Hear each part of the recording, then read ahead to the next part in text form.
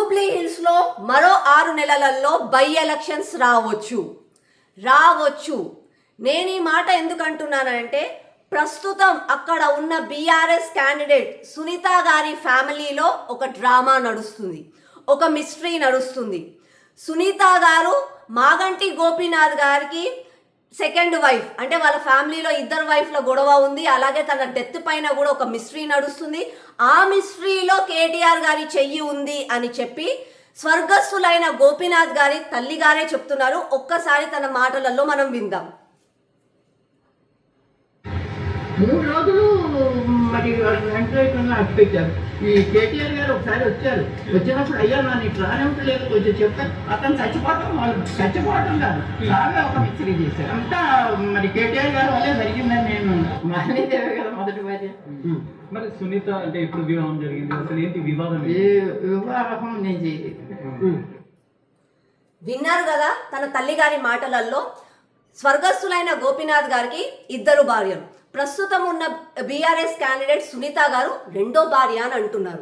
మనందరికీ తెలిసిందే, మన హిందూ లా ప్రకారం మొదటి భార్యకి డైవర్స్ ఇవ్వకుండా 2వ పెళ్లి చేసుకుంటే 2వ పెళ్లి చెల్లుబాటు కాదు. ఇది అందరికీ తెలిసిన విషయమే.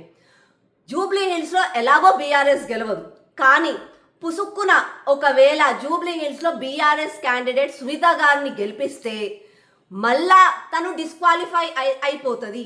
నేను ఇలా ఎందుకు అంటున్నాను అనంటే ఆల్రెడీ ఫస్ట్ భార్య పిల్లలు ఎంఆర్ఓ దగ్గరికి లీగల్ హెయిర్ సర్టిఫికేట్ కోసం వాళ్ళు తిరుగుతున్నారు, వీళ్ళు తిరుగుతున్నారు. వాళ్ళ ఇంట్లో ఫ్యామిలీ డ్రామా నడుస్తూనే ఉంది. ఎంఆర్ఓ గారు మాత్రం ఇప్పుడు 11వ తారీఖున ఎన్నికలైతే తర్వాత వచ్చే 25వ తారీఖున తను ఒక క్లారిటీ ఇస్తాను అని చెప్పారు. అక్కడ ఏం డిసిషన్ వస్తుందో మనకేమీ తెలీదు. కానీ ఒకవేళ పుసుక్కున బీఆర్ఎస్ క్యాండిడేట్ సునీత గారు గెలిస్తే మాత్రం ఇక జూబ్లీ హిల్స్ పరిస్థితి ఎలా అయిపోతుందంటే ఇక డైలీ టీవీలో మనం స్క్రోలింగ్లు చూసుకోవాలి. తారీఖ్ పే తారీఖ్ అన్నట్టుగా. అని ఎప్పుడు డిసిషన్ వస్తుంది?